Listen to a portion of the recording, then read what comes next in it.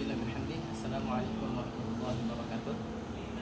Alhamdulillahirabbil alamin wassalatu wassalamu ala asyrofil anbiya'i wal mursalin sayyidina Muhammadin wa ala alihi wasallam ajma'in. Allahumma shalli ala Muhammadin sallallahu alaihi wasallam wa farrij an ummati Muhammadin sallallahu alaihi wasallam warham ummata Muhammadin sallallahu alaihi wasallam wa syawwa al-wad wa ayyidina Ramadan fil alamin wa haqqi Muhammadin sallallahu alaihi wasallam. Hormat Bapak dosen pengampu pada mata kuliah pembelajaran PAI, SMP, SMA dan SMK, Bapak Komarudin PD. Baiklah, pada video kali ini saya akan memaparkan tentang bagaimana bentuk implementasi pembelajaran PAI dalam pembentukan karakter kepribadian Islam. Action.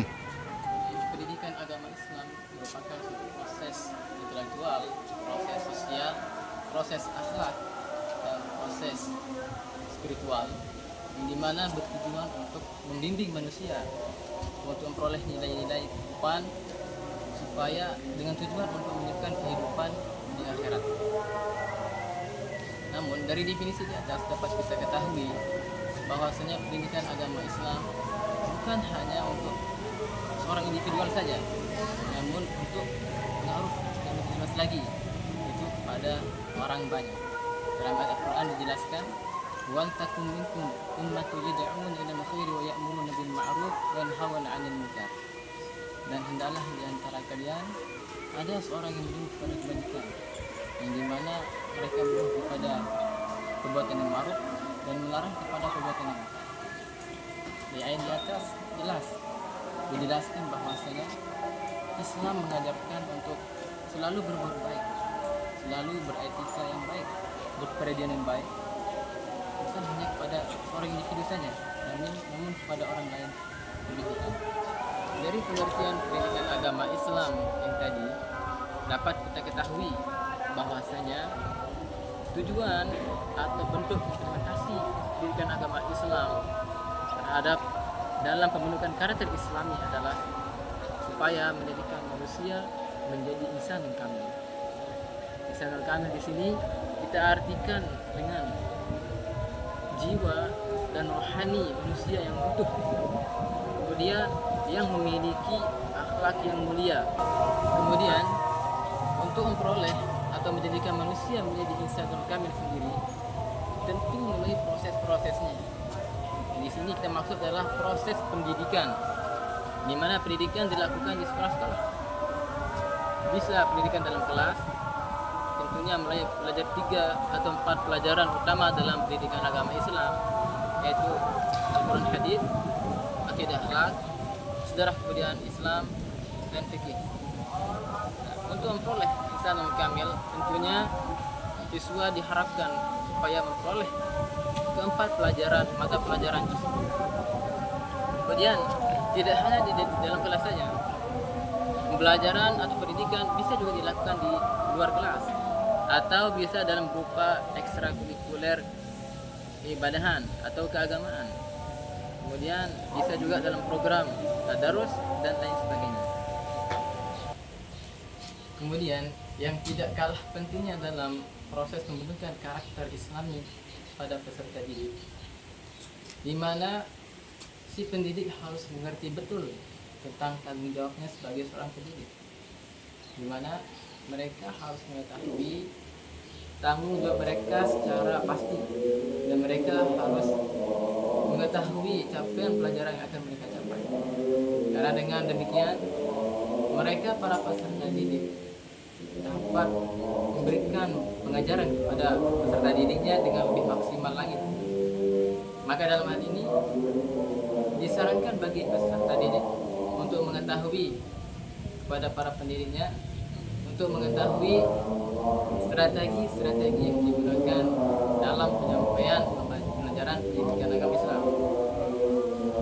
Strategi pertama adalah dengan menggunakan strategi persuasif, di mana pendidik mendekati peserta didiknya dengan tujuan supaya pendidik mengetahui bagaimana karakter siswa atau peserta didik yang mereka didik. Maka dengan hal ini mereka para pendidik jadi lebih tahu bagaimana metode yang mereka gunakan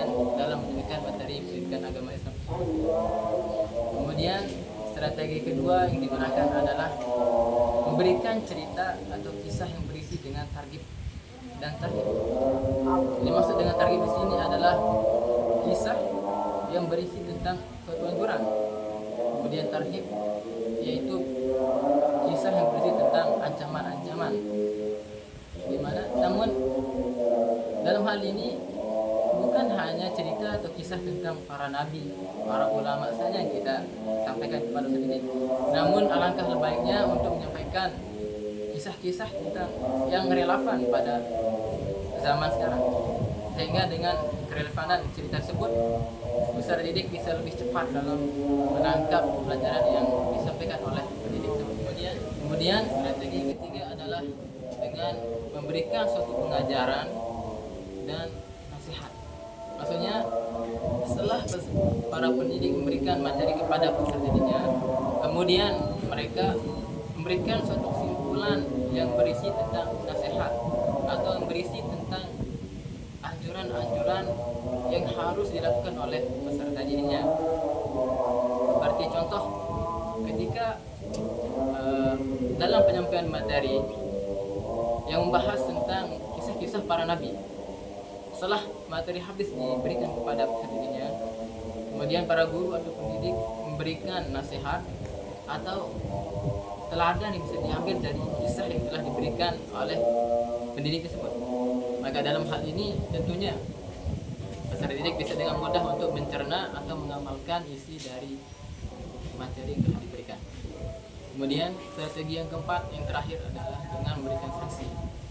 Ini bisa sangat berpengaruh kepada peserta didiknya, terutama bagi peserta didik yang kurang baik etikanya, kurang baik akhlaknya.